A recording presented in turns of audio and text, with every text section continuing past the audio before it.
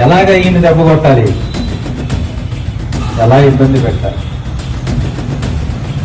క్రైస్తవుల మీదకి వెళ్ళాడని చెప్పి ఆ యాంగిల్లో కొడితే మళ్ళీ క్రైస్తవులు ఏమన్నా తిరుగుబాటు వస్తుందేమో, ఇబ్బంది ఏమో వస్తుందేమో.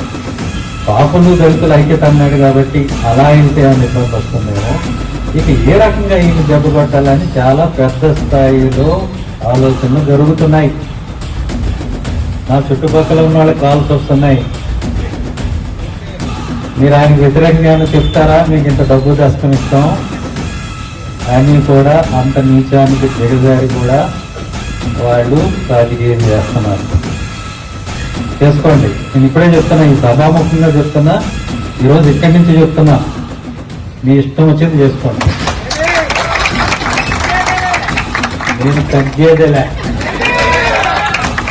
వెనక్కి పోయేదేలే, మీ ఇష్టం వచ్చింది చేసుకోండి.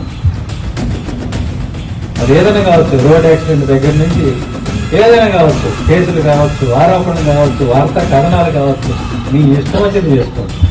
ఇక్కడ ఏం అమాయకులు ఏం కాదు వీళ్ళందరూ. నా మీద ఏదొచ్చినా ఎందుకు వచ్చిందో తెలుసుకోలేనంత మూర్ఖులు ఎవరు లేరు. సమాజం అంతా వెనకబడి లేదు.